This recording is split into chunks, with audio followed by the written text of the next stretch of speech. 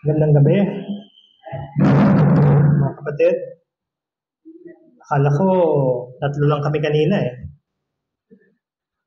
Nadagdagan. Amen. Pagmamahal ngayong gabi, ang ating pag-uusapan. Hindi February ngayon, ano? Pero pag-uusapan natin ay pagmamahal. John chapter 21, verses 15 to 17.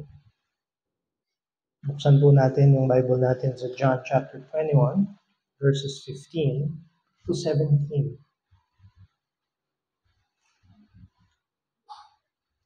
15, 16, 17. Only 3 verses. Amen? Pag nakita niyo na, basahin na natin. Okay? Since this is only 3 verses, let's do a congregational reading of this short passage. Sabay-sabay tayo. In verse 15, ready? Read. So when they had dined, Jesus said to Simon Peter, Simon, son of Jonas, lovest thou me more than these? He said unto him, Yea, Lord, thou knowest that I love thee. He said unto him, Feed my lambs. He said to him again the second time, Simon, son of Jonas, lovest thou me? He said unto him, Yea, Lord, thou knowest that I love thee. He said unto him, Feed my sheep. He said unto him the third time, Simon, son of Jonas, lovest thou me? Peter was grieved because he said unto him the third time, Lovest thou me? And he said unto him, Lord, thou knowest all things. Thou knowest that I love thee. Jesus said unto him, Feed my sheep. Aming Diyos, kami po ay lumalapit sa inyo. Pagpalain niyo po ang mensahe na ito. Isulat niyo sa puso ng bawat isa sa amin at maunawaan namin kung anong ibig sabihin nito. Kumilos kayo sa aming buhay at patuloy na gamitin ang iyong salita na linisin kami sa araw-araw. In Jesus' name we pray. Amen. Pagmamahal at paglilingkod kay Jesus. Loving and serving Jesus, that is the title of our message. Madaming mga Kristiyano, mga pastor, mga missionary,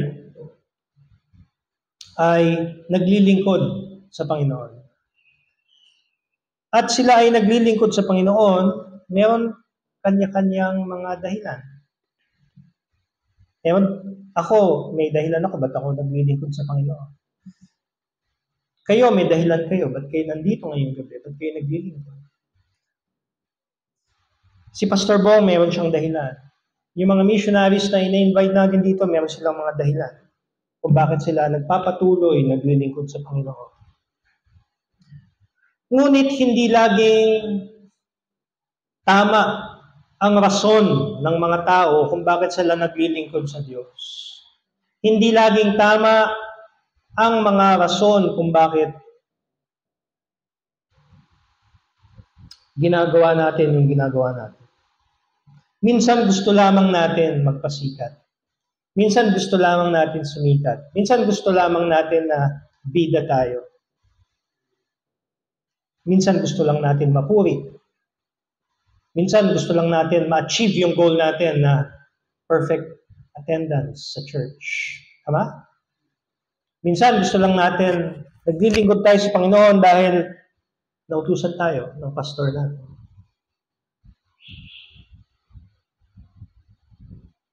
Dahil tayo minsan ay naglilingkod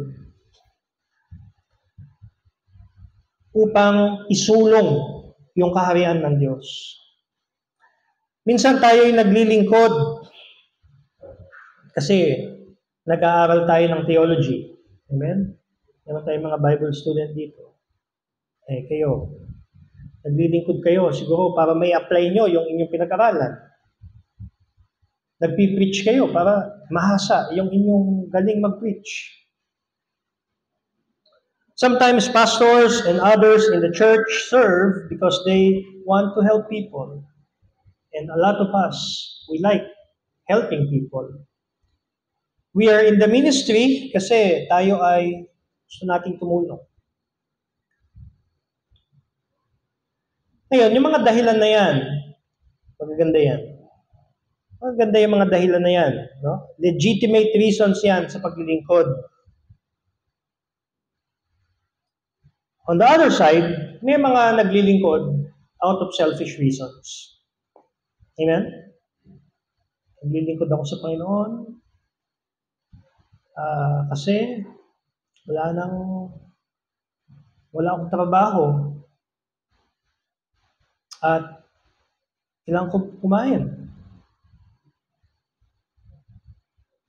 Bible student na lang ako, libre pagkain, libre schooling. Magpapastor na lang ako kasi susuportahan ako ng church. Amen? Selfish reasons. Paglilingkod. Sometimes, and the worst thing is, magpapastor ako kasi gusto ko yumaman. Amen?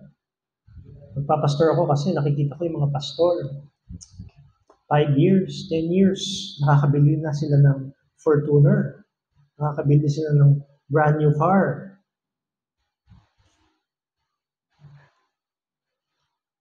Magpapastor ako kasi madaming magaganda doon sa church. Daming mabibiktima doon. Some of those reasons are really money, no? And taking advantage of people. Those are blatantly wrong reasons sa paglilingkod natin sa Panginoon. Kaya may mga nabanggit ko kanina, legit yun. No? But, ano ba talaga yung dahilan bakit tayo naglilingkod sa Panginoon? Ano ba yung dahilan kung bakit tayo dapat maglingkod sa Panginoon? Ano yung dahilan kung bakit si Tatay Dionisio, ay 80 na, uugod-ugod na, may sakit pa, naglilingkod pa din at umaattend pa din sa church? Ano yung dahilan? Gusto nyo malaman? Gusto nyo hanggang kayo tumanda ay naglilingkod kayo sa Panginoon? Makinig kayo.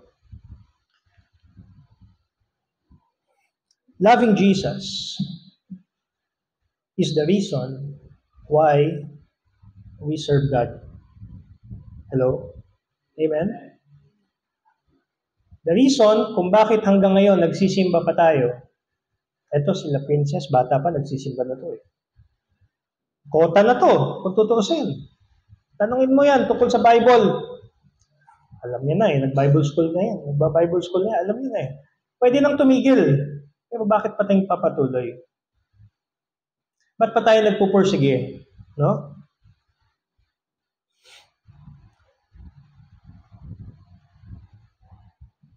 Dito sa binasa natin, sa John chapter 21, sabi po dito, Simon, he, say it to him again the second time. No? Simon, son of Jonas, lovest thou me? Sa verse 16, no? Son, and he said unto him, Yea, Lord, thou knowest that I love thee. He said unto him, Feed my sheep. Ang pagmamahal sa Panginoon ay may daladalang aksyon. Tama? Pag sinabi nating mahal mo ang isang tao, mayroon niyang kaakibat na aksyon. Si Adrian, sinabihan niya si Lisel na mahal niya si Lisel. Pero hiwalay sila ngayon. Ganyan ba ang pagmamahal? Medyo. Dapat hindi kayo mapaghiwalay. Oh. Si Brother Joey, iniwan niya ang misis niya dito. Oh. Ayan. Nagbibiro lang ako. Masyado kayong seryoso. Bawat miyembro dito sa church ay dapat mahalin si Jesus. Paano? Sa pamamagitan ng paglilingkod kay Kristo. Paano mo sasabihin mahal mo si Kristo? Paano mo sasabihin mahal mo si Jesus kung hindi ka naman naglilingkod sa Kanya? You are not serving Him. Maybe you are serving Him out of, pinabanggit ko kanina, selfish, personal reasons. Sana naman ay hindi. Dahil kung yun ang dahilan kung bakit tayo naglilingkod, sayang ang paglilingkod natin. Kung ang dahilan ng paglilingkod natin, para lang may makuha tayo, para lang gumaling tayo, gagawin nating stepping stone yung simbahan, para maging matagumpay tayo. No? Sayang. Kasi ang gusto ng Diyos, gamitin ka niya, gamitin niya ang buhay mo upang mas lumago ang mga ibang tao. Kaya ngayong gabi, ang message ko sana about discipleship. No? About discipleship. Gagamitin ko rin itong passage na to, itong same passage na ito, ay gagamitin ko sana sa discipleship. Ngunit binago ng Panginoon. Ginawa niyang tungkol sa paglilingkod at pagmamahal.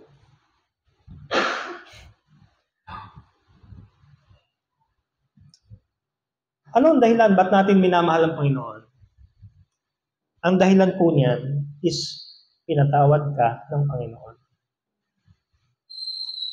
Alam mo si Pedro, mahal niya ang Panginoon. Kaya ba?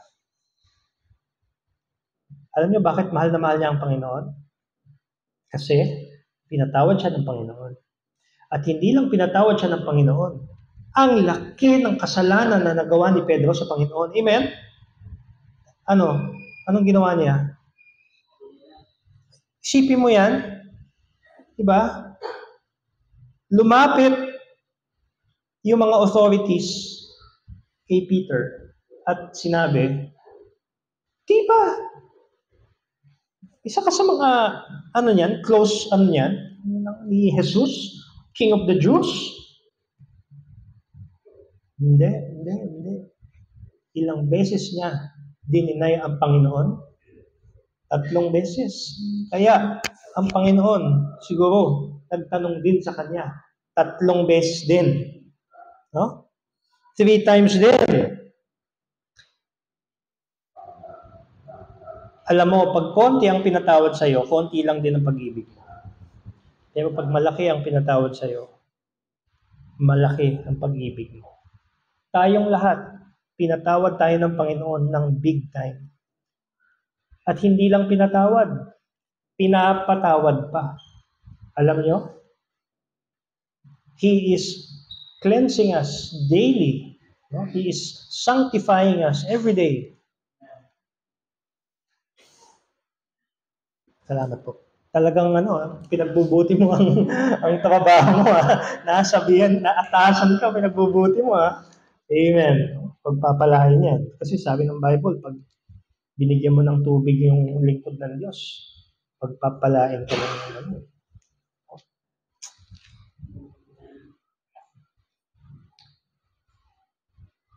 If we love God because of His love and grace toward us, we will serve Him by loving others. Ang motive mo, hindi yung pansarili. Patuloy ka nagbibigay, patuloy kang faithful ka nagbibigay ng iyong giving. Hindi ka nagsasawang magbigay. Hindi ka nagsasawang mag-minister sa mga bata. Hindi ka nagsasawang magturo sa choir. Hindi ka nagsasawang mag-preach. Because it is your way of serving your King. It is your way of serving Jesus in your life. What shall I render unto the Lord for all His benefits toward me? The answer to that question is a lifetime of service that does not end in this life, but until sa kabilang buhay. No? Human perspective lang yun. na pagbabayaran mo yung pagmamahal, kaligtasan mo. Human perspective lang yan. But in reality, ang ginawa ng Panginoon, walang kabayaran yan. Pero tayo bilang tao, di ba? Bilang tao, anong ibabalik ko sa Panginoon? What am I gonna do? How am I gonna show that I love Jesus in my life? By serving Him. Okay? Hanggang dyan lang tayo. Hindi, joke lang. Anong oras tayo nagsimula? 10 minutes na ba? Kasi nakakalimutan kong pagka ganitong gabi, nakakalimutan kong magtingin kung anong oras ako nag-start. Hindi ba sanay? Hindi ako sanay mag-preach ng gabi, no? But, introduction ko pa lang yan. No? In verse 15, in the last phrase, it says, feed my lambs. In verse 16, in the last sentence, feed my sheep. In verse 17, the last part, it says, feed my sheep. That is how you will show your love for God. That is how you show your love for Christ. By serving. Kasi feeding sheep, feeding lambs means ikaw ay naglilingkod.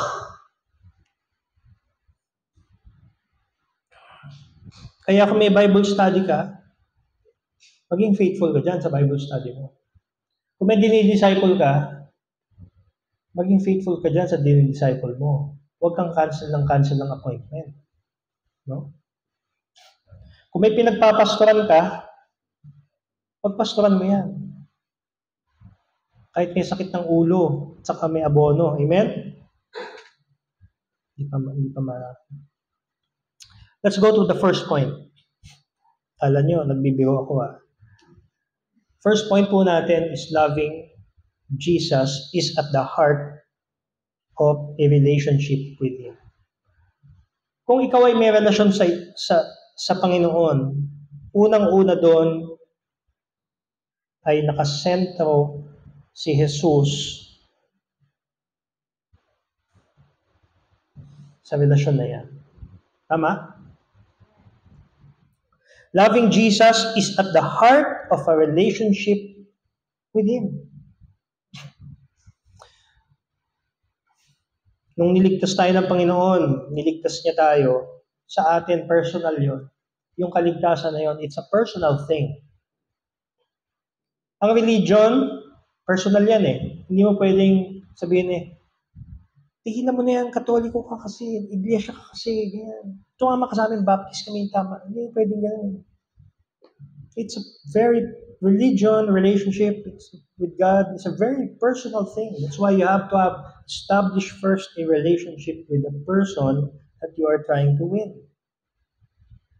Otherwise, it will be kind of a manipulation. Diba?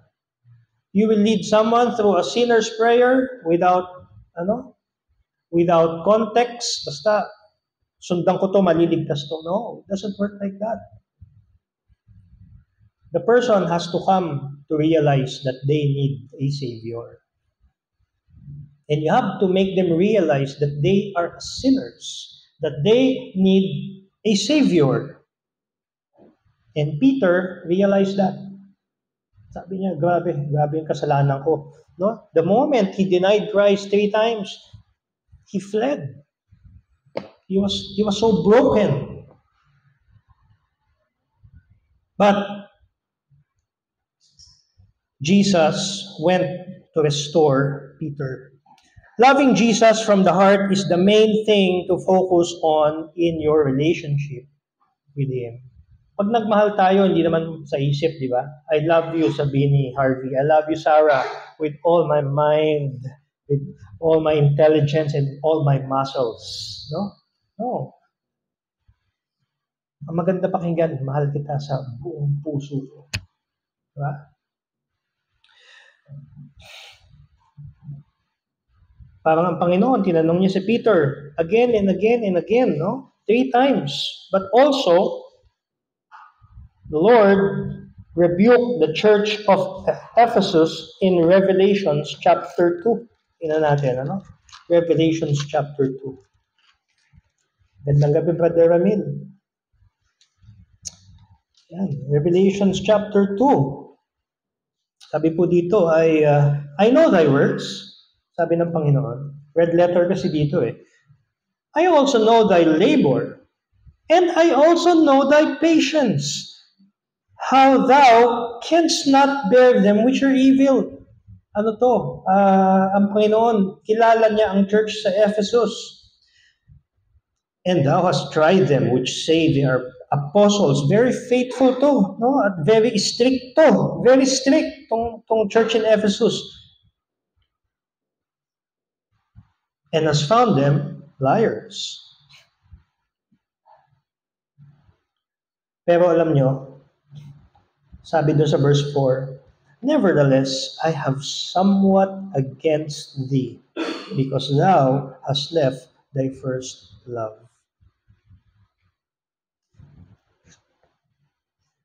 Bagong kasal kayo. Saya-saya. Amen? Matapos ang dalawang taon na ba kayo? Matapos ang 2 taon, yung unang taon, bago mag-1 taon, ang saya-saya. Nakalapas ang 2 taon, ang saya! Sister Jen, ilang taon na kayo? 4. Yeah! Diba? Pag dumating na sa amin, yun lang. Diba? I hope that we are not leaving our first love. Etong Ephesus, they were doing well in many areas. They were working hard for the Lord. They would have protested, look, Lord, naglilingkod kami sa iyo. Pero bakit ganon, no? Bakit ganon sinabi ng Panginoon? Thou hast left thy first love. Busy yung church natin. Amen? Dito, sa Brookside. We have a year. Pakisend nga pala yan. We have a year of programs laid out dito sa atin. And yet, someday, baka sasabihin ng Panginoon, thou hast left your first love. No? Gagayahin namin ang Brookside sa kabisihan. But I pray na yung pag-ibig natin sa Panginoon ay hindi matabunan ng pagiging busy sa ministry. Busy ang mga deacons, ang mga deaconess, busy ang mga coordinators.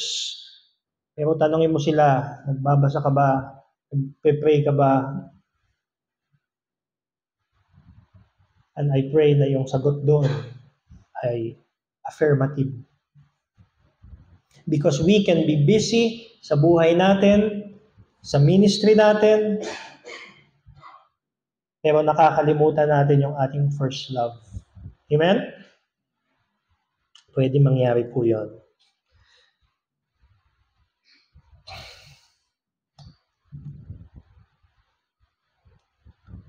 I-differentiate ko pa sana yung 3 klase ng pag-ibig. Pero alam nyo na yun eh. No?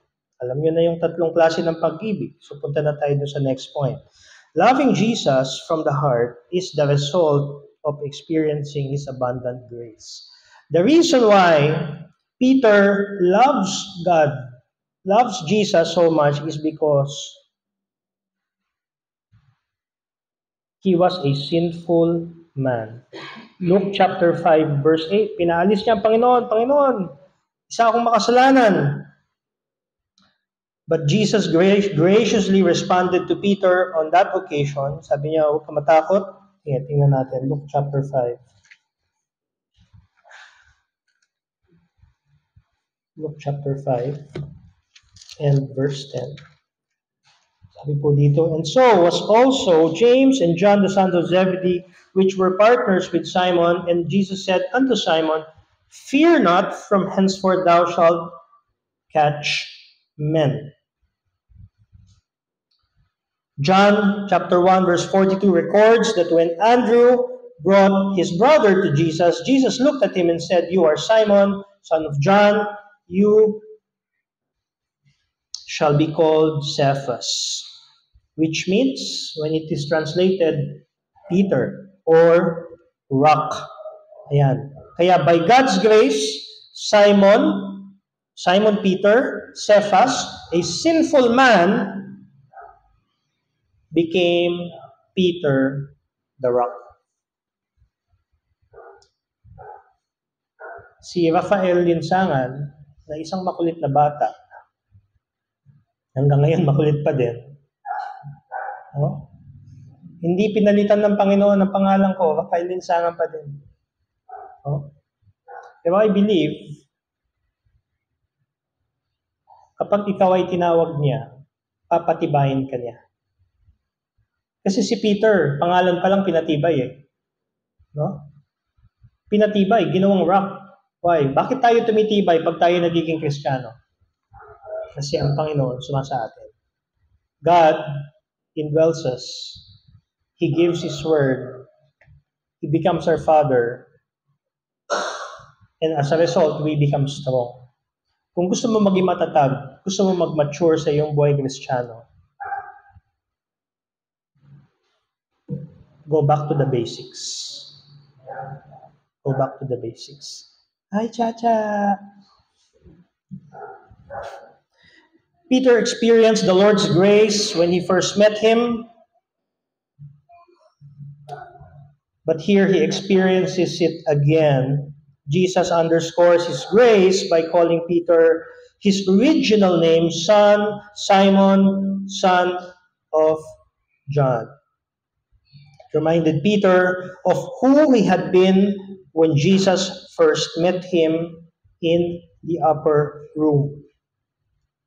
At ngayon, sa John chapter 21, itong scenario na ito, ang Panginoon ay ascended na. No? I mean, umano na siya, glorified body ng Panginoon natin. Tapos na yung crucifixion. Okay? At nagkita ulit sila ng ating Panginoon. At ang bilin ng Panginoon kay Peter, na expected niya na ay matatag na si Peter. Kaya sinabihan niya, feed my sheep. Feed my lambs. Anong pinagkaiba ng mga sheep sa ng mga lambs? Presyo. Mas mahal yung lamb. Tanong na Sister Jen. Ano mas mahal, Sister Jen? Lamb o sheep? Lamb? Mas mahal ang lamb. No? Kaya huwag kayong bibili ng ng mga Bible version na paraphrase, kasi doon sa iba nakalagay, feed my corned beef. Iba na no? Hindi na feed my sheep, hindi na feed my lamb. Peter painfully knew his own sinfulness and failure, but he also knew God's forgiveness and grace. Yun ang dahilan kung bakit si Pedro mahal niya ang Panginoon. Kasi yung grace ng Panginoon, ito lagi niyong nadidinig, yung grace ng Panginoon ay sumakay Peter. Tinamaan si Peter ng grace. Alam niyo, ang deserve ni Peter, dapat parang si Judas to eh. Dapat dapat nagbigti ka din. Kung talagang remorseful ka, dapat nagbigti ka din eh. Pero hindi eh. Peter repented. The Lord restored Peter to service. And the Lord commissioned Peter, strengthened him, and gave him the commission of feeding and serving. Kaya tayo, kung tumanggap tayo sa Panginoon at tayo ay naglilingkod sa Panginoon, magpatuloy tayo. Ang dahilan natin ba tayo nagpapatuloy kasi mahal natin ang Panginoon. We love Him, and that's why we are serving Him. We love Him, that is why nandito tayo ngayon. Tayo ay naglilingkod sa Kanya. At dadating ang panahon, sa 2025, planuhin natin, paano kaya ako maglilingkod sa Panginoon? Paano kaya magiging mas pagpapaibayuhin ko pa yung aking paglilingkod sa Panginoon. Paano kaya magiging proactive ako sa paglilingkod ko sa Panginoon? Siguro kung gagawin ko, i-schedule ko na yung Bible reading, gagawa ako ng recurring calendar. Siguro, maggagawa na ako ng mga Zoom na Bible study. Minsan kasi madami tayong mga dahilan. Tama? Hindi tayo naubusan ng dahilan. Lalo na ngayon. Ang dami na lang ang dahilan para hindi magsimba. Andyan yung weather, andyan yung wala kaming sasakyan andyan yung wala kaming pera, pangmasahe. No? Andyan yung may trabaho ako. No? All seemingly legitimate reasons na hindi tayo makapagsimba. But look at Peter. No? In the third point, sabi dito, loving Jesus requires that we be restored when we have sinned against Him.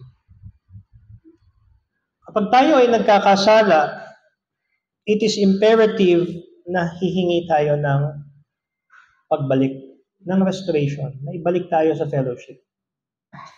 Kami, pag nag-aaway kami mag-asawa, hindi maganda ang feeling. Amen? Hindi maganda ang feeling pag nag-aaway kayo. Tingnan mo si Brother Ramil, Sister Alice. Batian, magkatabi. Diba?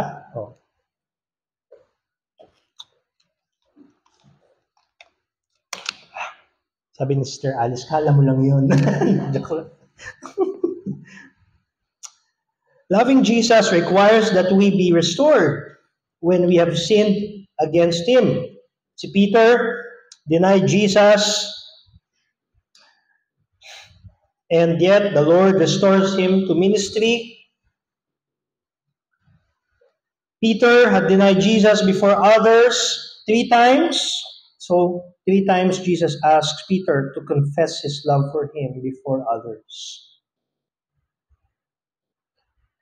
Alam nyo, ang hirap para kay Peter na manumbalik pagkatapos ng ginawa niya. Di ba?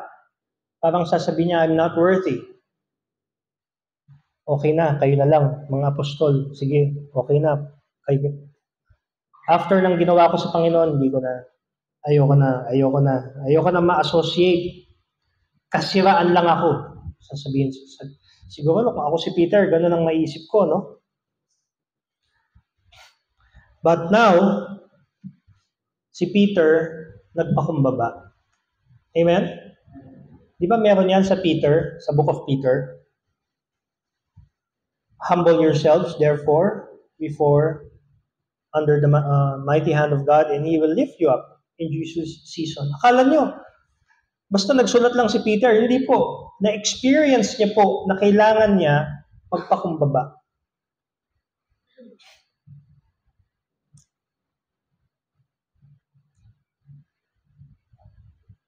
Peter had boasted that he was a notch above the other disciples sa kanyang commitment sa Panginoon. But now he is humbled.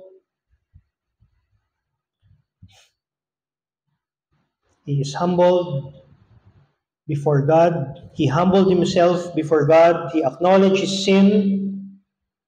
Yun yung kailangan po natin, mga kapatid, no? Kailangan natin i-humble yung sarili natin by acknowledging yung ating kasalanan. Hindi porket tayo ay ligtas na, hindi na tayo hihingi ng kapatawaran sa Panginoon.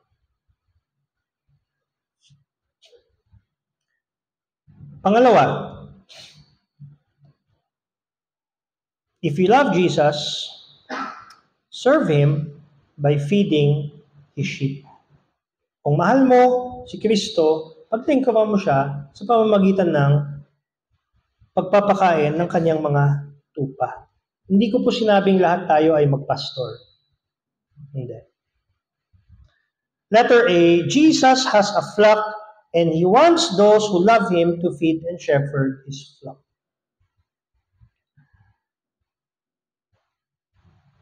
Ang pag-shepherd po, pag-lead ng flock, akala nyo ba pastor lang ang gumagawa? Kung siguro 3 tupa lang. Pero kung madaming tupa, Tulad natin dito, ang dami natin. Nasa 100, 200, 300, 400 tayo dito eh.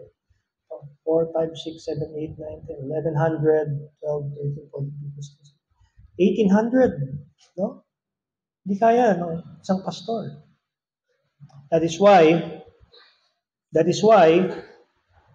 yung shepherd, no? The word shepherd means pastor, and the word pastor means shepherd, and it is interchangeable.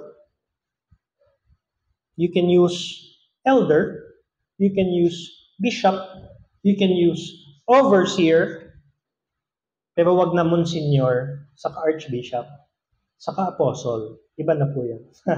Wala na. Wala tayong apostle dito. Okay? Wala rin tayong angel. Okay? Ngayon kayo, mga coordinator, actually kayo, mga deacons kayo eh. No? You are serving the church. Yung mga preachers dito, yung mga men, tayo, mga deacons, deaconess tayo. Pero hindi na natin kailangan sabihin na ako si Diacono Princess. Ako si Diaconessa Princess. No? Hindi na. Tayo, na mga nandito ngayon, ngayong prayer meeting, usually, ito halos lahat to, mga ano na eh, mga core. Ibig sabihin, tayo yung ginagamit to lead this church. Anong tawag doon? Pastoring. You are helping to shepherd this church, this flock. Na-realize nyo ba yun? Ha? Tayong lahat ay nagpapastor. Tayong lahat ay ginagamit ng Diyos to lead His church. So, paano pagka yung isa sa atin nawala? Si Harvey, Sarah, nawala. Paano na lang yung pinagpapastoran nila? Diba? Sister Jen, si birthday boy Joey, nawala. Paano na yung pinagpapastoran nyo? Paano yung mga nililid nyo sa Panginoon? Amen? Yes. Kaya kailangan, kung mahal talaga natin ng Panginoon, mag-pray tayo sa Panginoon. Nabibigyan niya tayo ng talagang matinding dahilan sa paglilingkod sa Kanya. Ano ba yung matinding dahilan na yun? Pinatawad ka ng Panginoon. Biniyayaan ka ng Panginoon. God's grace, God's forgiveness, sumasayo. Ano ang mag-stop sa'yo sa paglilingkod mo sa Panginoon? Sabi ni Apostol Pablo, wala eh. Romans chapter 8 eh. It's nothing that can stop me from serving God. Shepherding the Lord's flock is primarily the job of pastors. But Paul exhorted the Ephesian elders, be on guard for yourselves and for the flock which is among you, which the Holy Spirit has made you overseers. Plural po yun, overseers. No? Madami pong pastor doon. Madaming mga leaders. Ngayon, hindi po lahat overseer. Amen? Hindi po lahat leader. So, anong ibig sabihin nun? Ibig sabihin nun, responsibility. Kaya nandyan, pag minsan, nag-aabono tayo. Amen? O. Nag-aabono tayo. Minsan, yung kulang, pinapastahan natin. Kahit hindi naman tayo dentista. No? Pabunong tayo mag-pasta.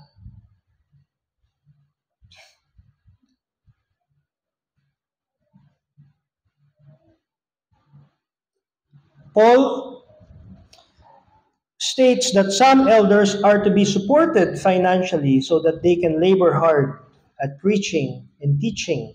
1 Timothy chapter 5, verse 17.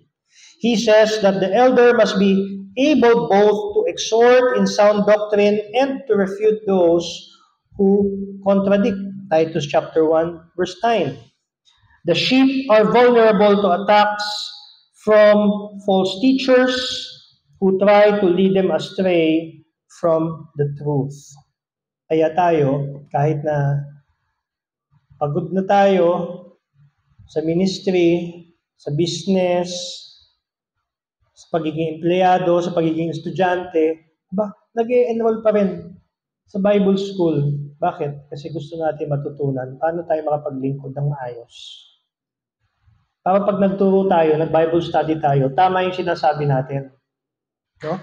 Para pag nagbukas tayo ng aklat dito sa Biblia, alam natin yung background nung tinuturo natin. A pastor who doesn't feed the flock on sound doctrine is not doing his job. No? Kayo, ang mga Bible student dito, someday you will be called as a pastor. You have to know the difference. No? You have to know the difference. You have to teach doctrine. Hindi pwedeng panay, Christmas message, no?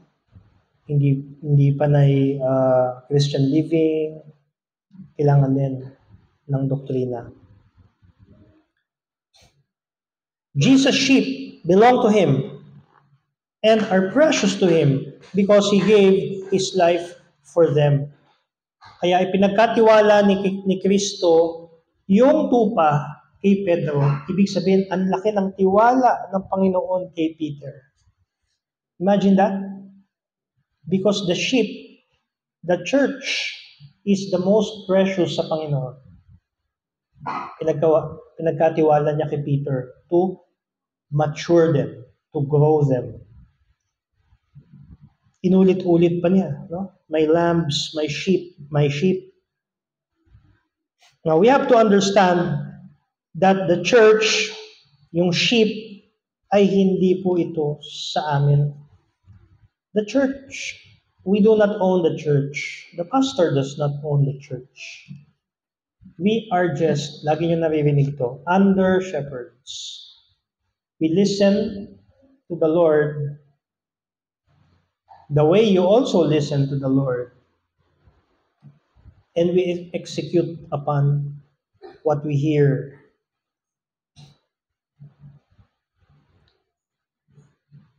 May mga may mga tao na may mga pastor na simbahan ko to, no? Simbahan ko to. Kung ayaw mo dito, maluwag ang pinto. Matigas magsalita, no? The church is the Lord's. It is not the pastor's. Jesus wants to use every believer to help feed and shepherd His sheep. Kaya tayo, meron tayong discipleship. Kaya tayo, meron tayong Sunday school. Kaya tayo, meron tayong PBBTS. At nagtuturo sa mga estudyante na mga hindi gumagawa ng assignment. No? Hoping that someday, yung mga estudyanteng ito will rise up to their potential, to their calling, and they will be worth their salt. Alam niyo yung expression na yun, worth their salt? Kasi dati, yung asin, yan ang pasweldo sa tao. Kaya yung salitang salary, galing yan sa salt. Salarium. Kaya if you are worth your salt, ibig sabihin nun, yung binabayad sa'yo, karapat-dapat ka dun sa binabayad sa'yo.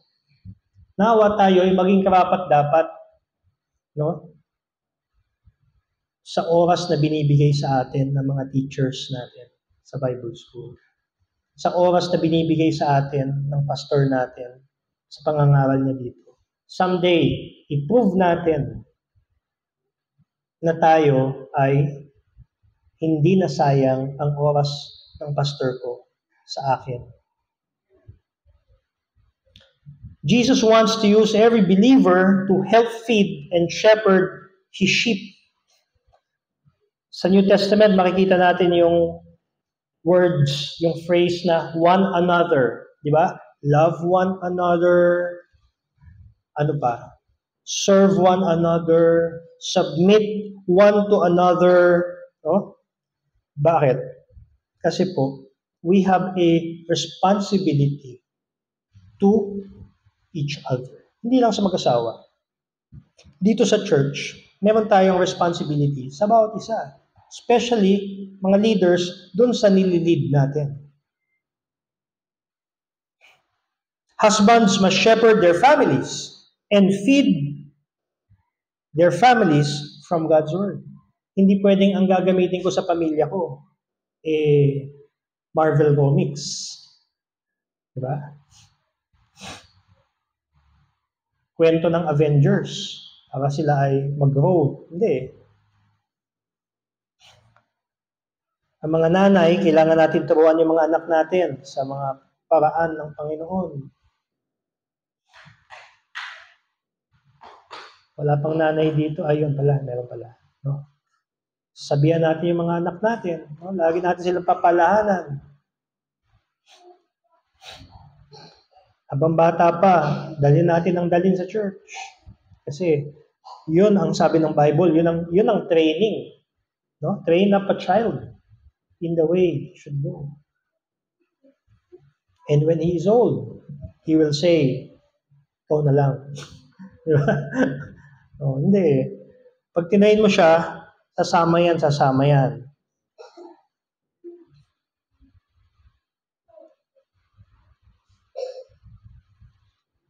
At panghuli, love for Jesus is the foundation for serving His sheep. Gusto mo magpatuloy ka sa paglilingkod mo? Pag-ibayuhin mo ang pagmamahal mo kay Jesus. Ano yun? Bigyan mo siya ng oras. Yung asawa ko, hindi yan natutuwa sa pera eh. Well, mas gusto niya time, according to her. Kaya ako, nakakatipid. Hindi ko siya kailangan bigyan ng malaking pera. Kailangan niya lang time. Kaya pagkatapos ito, magde-date kami. Bibigyan ko siya ng time. Spelled as L-O-V-E. Mali. Love is spelled as T-I-M-E. Yan. Kaya yung mga bagong kasal, practicein niyo yan. Spend time with your loved one. Kahit busy kayo. Kung busy kayo, isama mo sila sa pagiging busy. No? At least magkasama kayo. Yes, you should love the sheep because Jesus loves them and gave His life for them. But sometimes the sheep is not very lovable. Anong gagawin mo kapag meron kang kapatid na ayaw mo sa kanya? Hindi siya lovable. Bakit? Ikaw ba, nung makasalanan ka, lovable ka ba sa Panginoon? Kaya ako, humahanga lang talaga ako sa pastor natin. No? Bakit? Because yung pastor natin, he is an example of grace. He is an example of how our Lord Jesus sees people. Your love for Jesus has to undergird your service to His sheep, or you will get hurt or disgusted and quit serving. Dapat nangingibabaw yung pagmamahal mo sa Panginoon. Otherwise, ma-discourage ka. Di-discourage ka. Ano ba itong mga batang to? Ang babantot, hindi naliligo. Pero nagtsatsaga ka. Patuloy ka. Pinamamasahian mo sila out of your own pocket. Hanggang sa natuto na silang maligo. Hanggat natuto na silang magbigay. No? Kahit hindi pa 10%, nagbibigay na sila.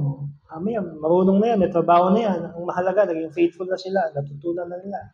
Na-duplicate mo na yung sarili mo. Love for Jesus is what keeps you going when the sheep are stubborn. I believe yung pastor natin, mahal niya ang Panginoon. Bakit? Nagpapatuloy siya eh.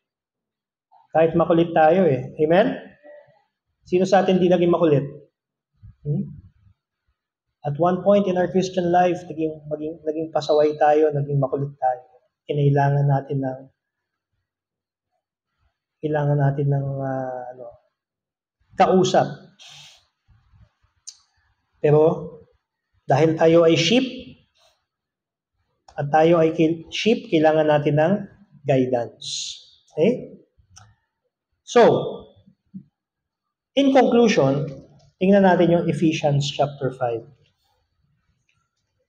Ephesians chapter 5, verse 25.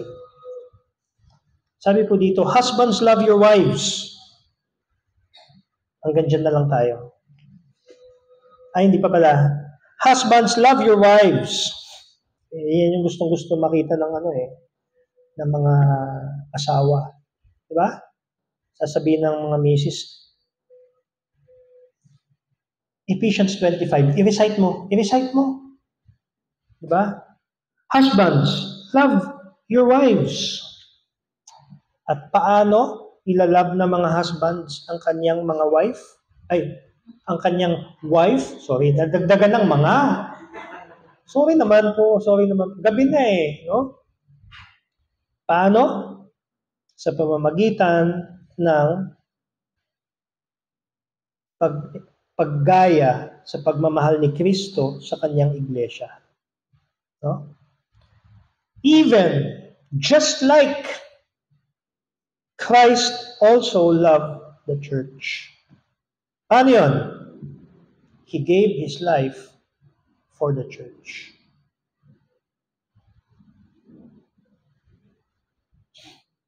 Kaya mga misis, isipin niyo yan. Ibibigay ng mga mister ang kanilang buhay para sa inyo. Tama, Brother Ramil? Tama? Kaya mga misis, sasabihin niyo sa mga mister niyo, kung yung buhay mo nga, ibibigay mo para sa akin, yung pitaka mo pa.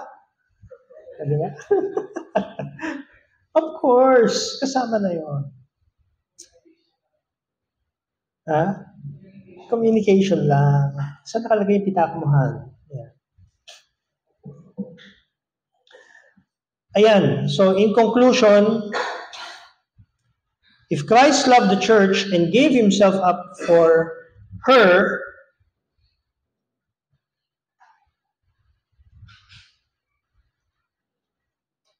ano ang gagawin natin in response sa Panginoon na nagmahal ng iglesia? I hope may natutunan tayo ngayong gabi kung paano natin mamahalin ang ating Panginoon sa pamamagitan ng paglilingkod. Tayo tumayong lahat, tayo manalangin. Aming Diyos, kami mo'y lumalapit, nagpapasalamat na binigay mo sa amin ang mensahe na ito. At nagpapasalamat din kami, Panginoon, sa patuloy mong pagkilos sa iglesyang ito. Bigay mo, Panginoon, ipamalas mo sa amin na inyong mga lingkod, sa inyong mga anak, ang dakilang pagmamahal na ginawa mo sa amin. At nawa, ma-realize namin, Panginoon, how great yung kapatawaran na natanggap namin mula sa iyo. For us, to motivate us na reason sa aming paglilingkod. Reason na magpatuloy kami. Dalangin namin, Panginoon, na ang mga dahilan na ito ay maging sapat, na maging tapat kami sa aming paglilingkod, sa mga ministry na hawak namin. At ikaw, Panginoon, mag-ingat sa bawat isa, sa mga nasa biyahe, sa mga nasa bakasyon. Dalangin namin, Panginoon, na huwag namin makalimutan ang aming paglilingkod sa iyo. Kahit wala kami dito sa church, kami pa din ay naglilingkod sa iyo sa mga paraan na tinawag mo kami. Ito ay aming dalangin sa pangalan ni Jesus. Amen.